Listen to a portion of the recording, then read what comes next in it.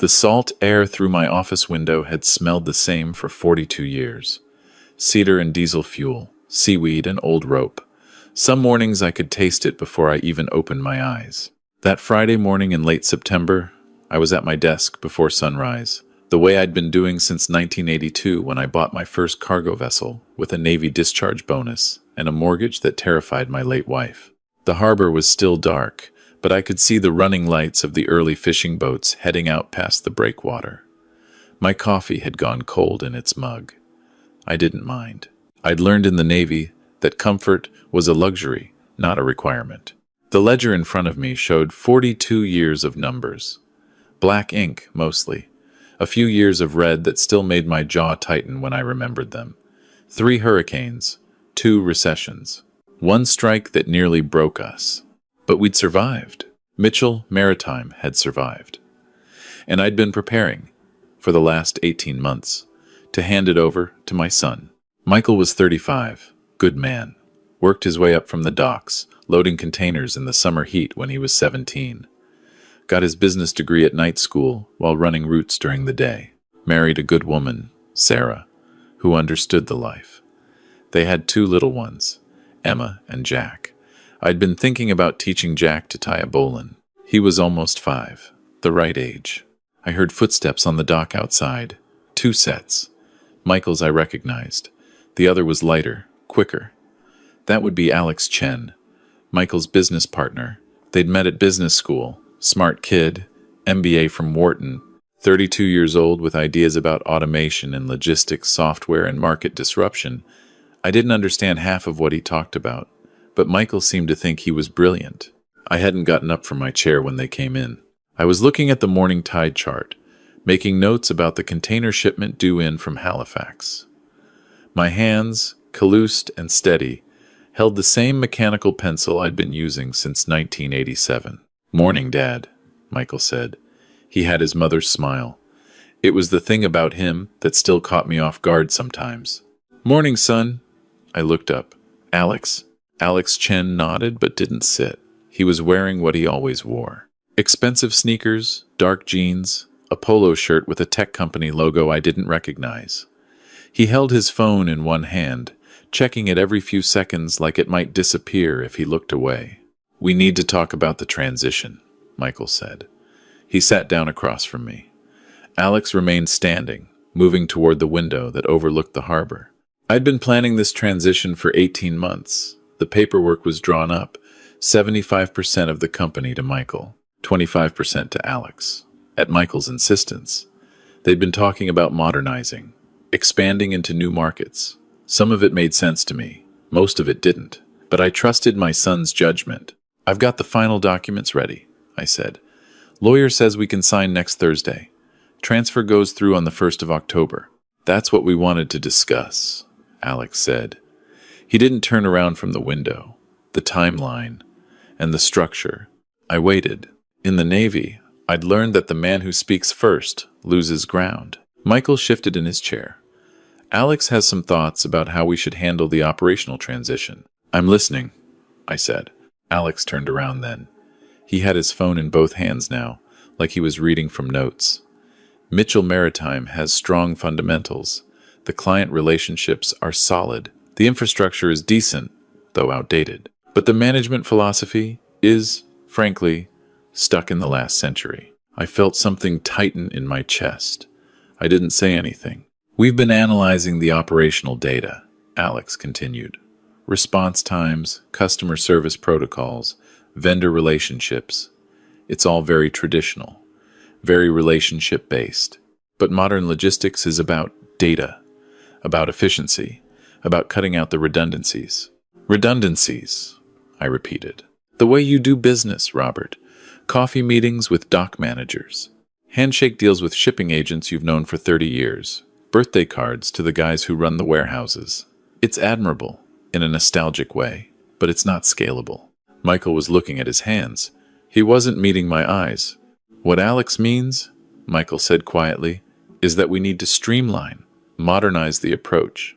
"I understand what he means," I said. I kept my voice level. "What I don't understand is why we're having this conversation 5 days before the transfer." Alex sat down then, across from me next to Michael. He leaned forward, earnest. Because we need you to understand the vision, Robert. Michael and I have been working on this for months. We've got venture capital interested. Real money. We can triple the fleet in 3 years if we're willing to make the hard choices. Hard choices, I said. We need to cut the dead weight, Alex said. The old guard. The guys who've been here since the 80s.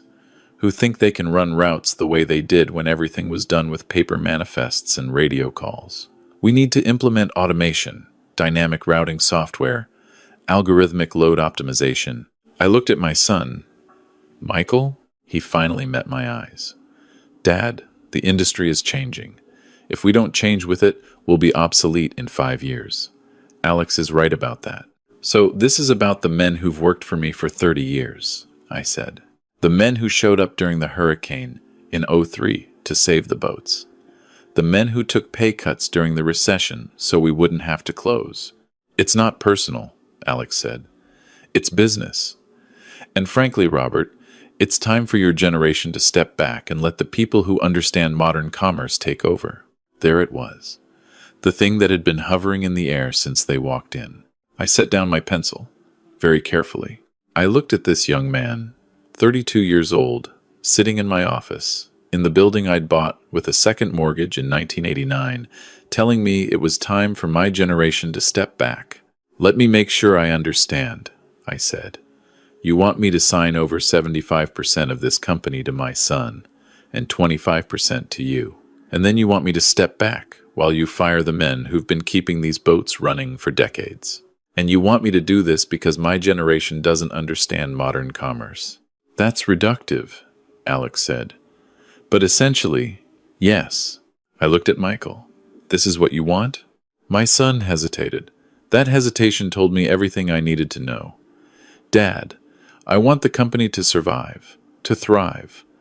Alex has connections, capital, expertise that I don't have. I see, I said. I stood up then, slowly. I was 67 years old, but I'd kept myself in shape. 6-mile runs 3 times a week. I could still tie off a cargo net if I needed to. I walked to the window and looked out at the harbor. The sun was coming up now, painting the water orange and gold. When's your next meeting with these venture capital people? I asked. Tuesday, Alex said. They're flying up from New York. We're presenting the expansion plan. They're talking about a $12 million investment over 3 years. $12 million, I said. That's right, Alex said. But they want to see a clean organizational structure. They want to know that we're not going to be bogged down by legacy thinking. They want to see a modern operation. I nodded slowly. I was thinking about Frank Delgado, who'd been my dock supervisor for 28 years. I was thinking about Patricia Morrison, who ran the admin office and knew every client by name, knew their kids' names, sent flowers when someone died. I was thinking about Tom Whitaker, our head mechanic, who could diagnose an engine problem by sound alone, who'd saved us hundreds of thousands in repair costs over the years. Legacy thinking. I need to make some calls, I said. I'll need until Monday to think about this.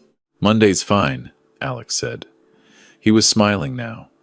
That gives us a day before the investor meeting to finalize everything. They left.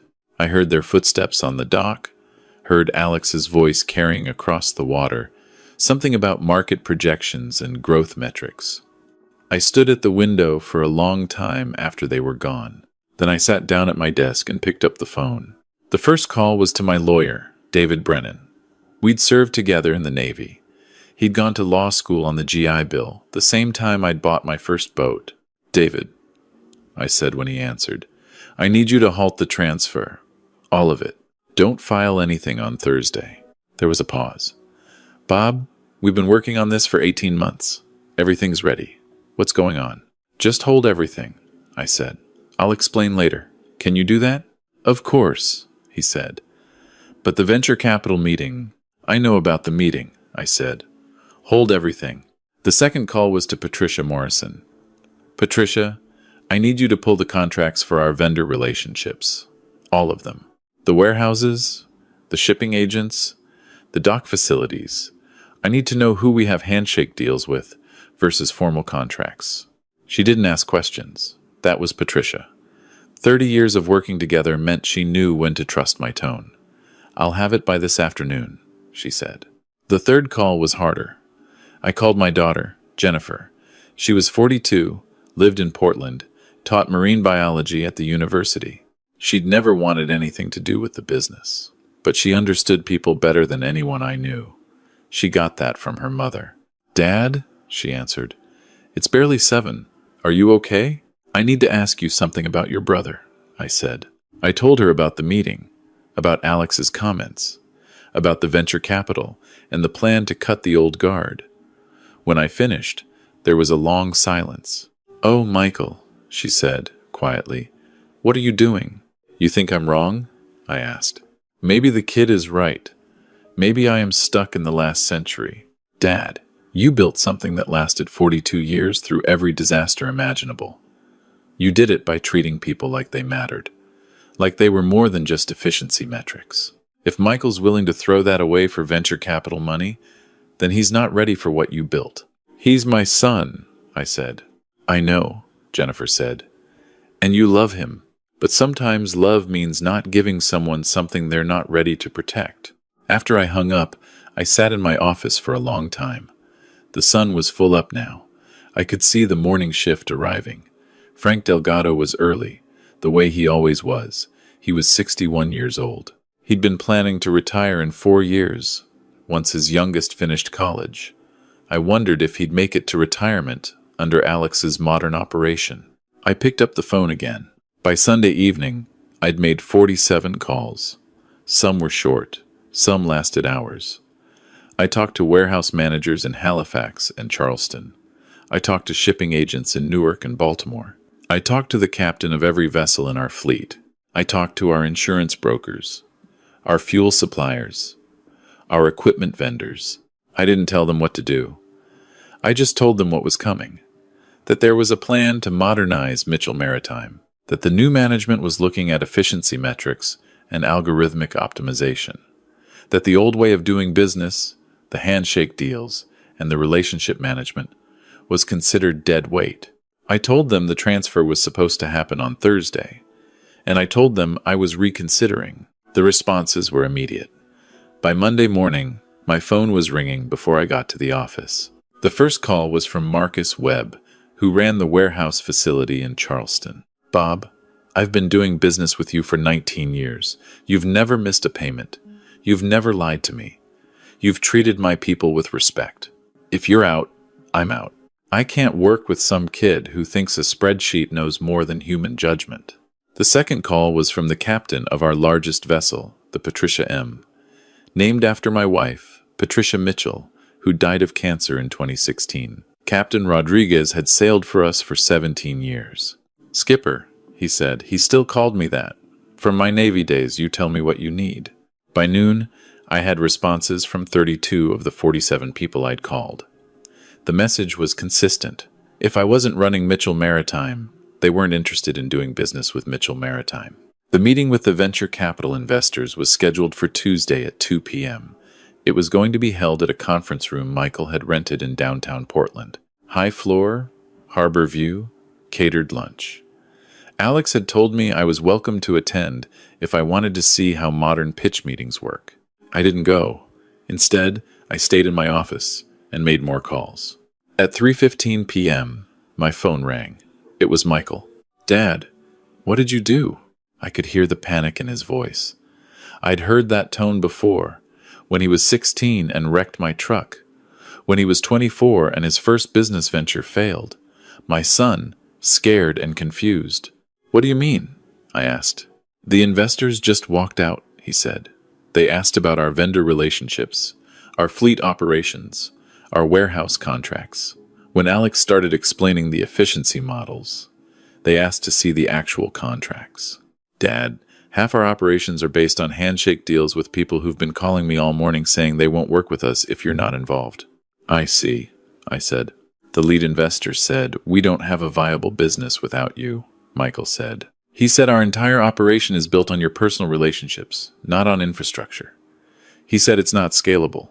He pulled the funding, Dad. All 12 million, gone." I didn't say anything. Alex is losing it, Michael continued. He's saying you sabotaged us, that you poisoned the well because you can't handle modern business practices. Is that what you think? I asked. There was a long pause. I don't know what to think. Come to the office, I said. Both of you. We'll talk. They checked an hour later. Alex came in first, his face red, his phone clutched in his hand like a weapon. Michael followed, looking like he hadn't slept. I was standing at the window again, watching the evening tide come in. I didn't turn around when they entered. You destroyed us, Alex said immediately. Do you understand that? You destroyed the company to protect your ego. I turned around then.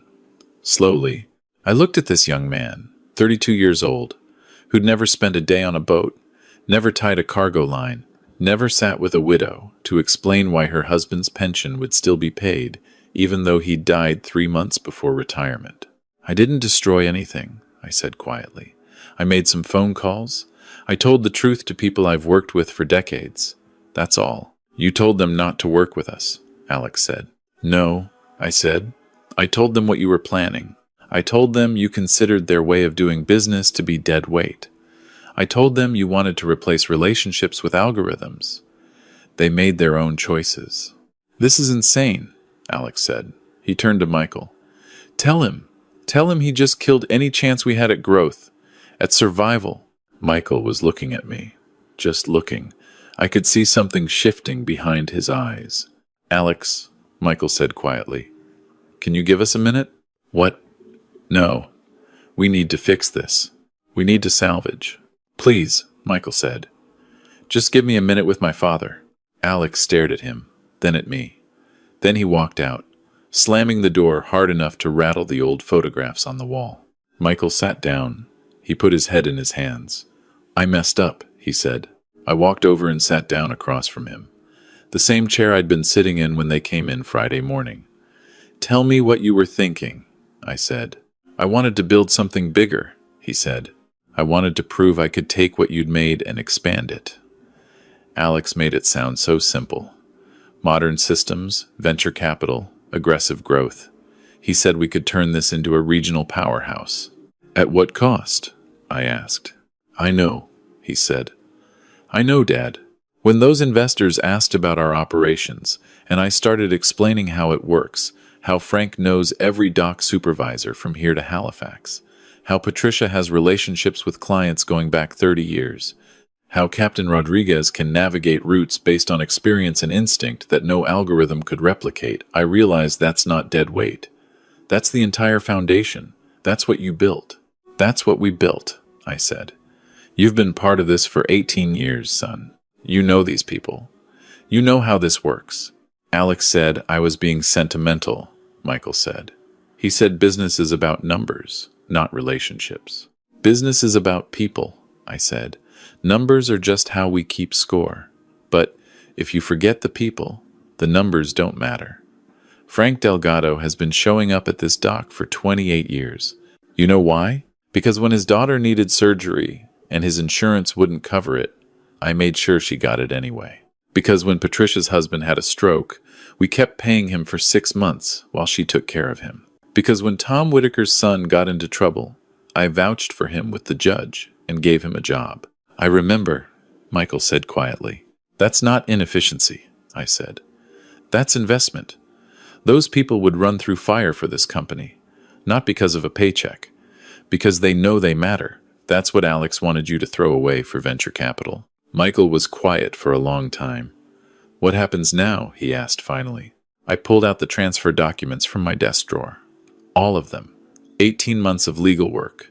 These papers would have given you and Alex control of this company, I said. 75% to you, 25% to him. I was going to sign them Thursday. Were, Michael said. Were, I agreed. I made some changes over the weekend.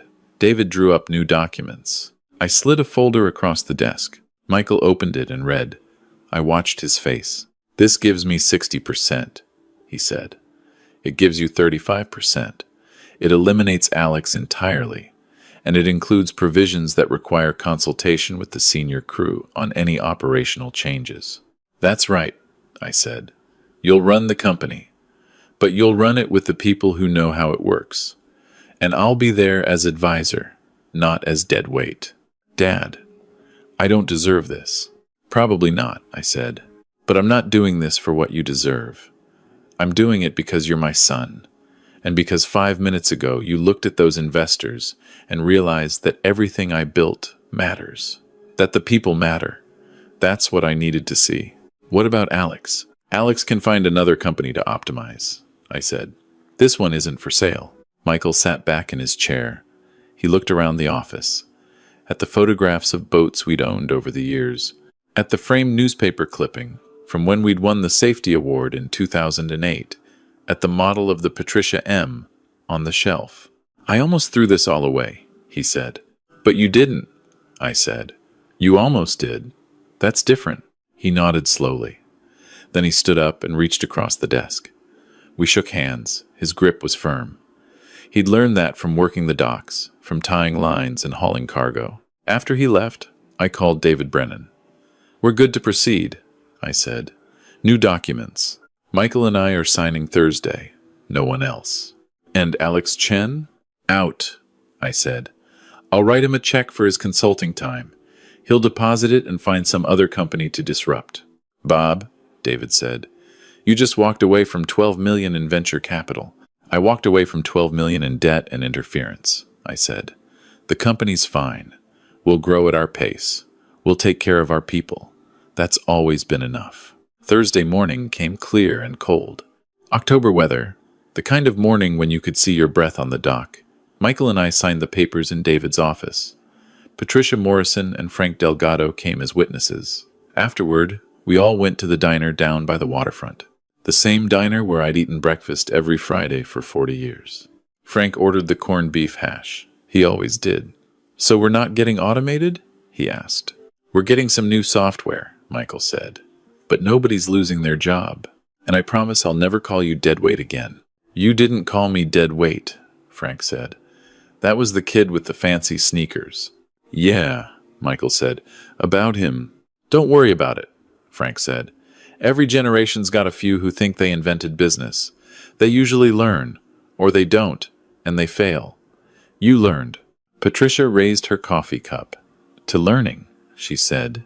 We drank to that. That evening, I was back in my office, finishing up some paperwork. The sun was setting over the harbor, painting everything gold again. My phone rang. It was Jennifer.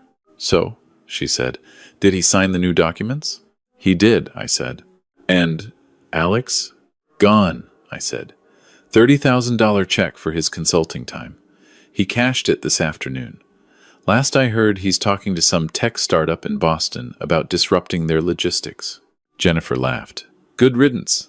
How's Michael? He's learning, I said. He'll make mistakes, but he understands now that this business isn't built on algorithms.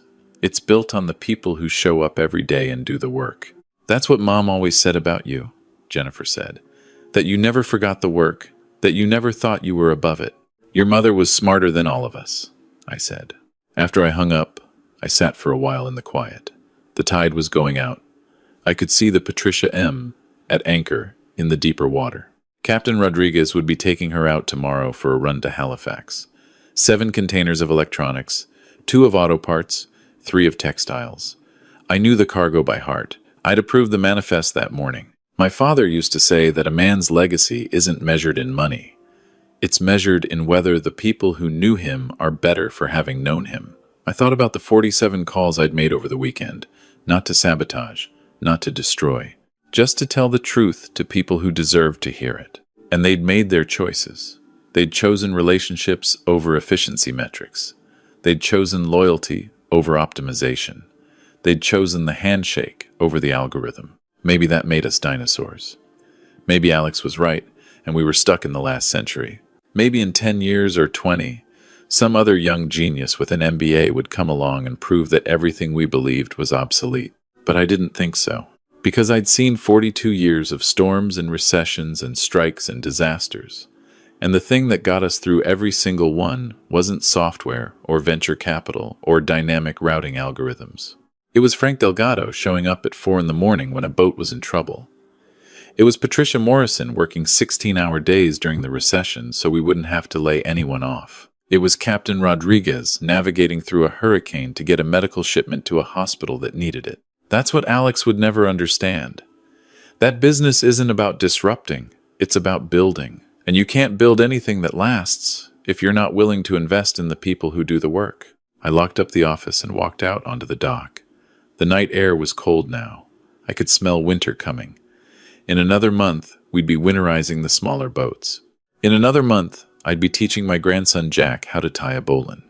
5 years old, the right age. The lights of the harbor reflected on the black water. Somewhere out there, a fishing boat was heading home, its deck lights bright against the dark. I stood and watched it for a while. Then I walked to my truck and drove home. The company would go on.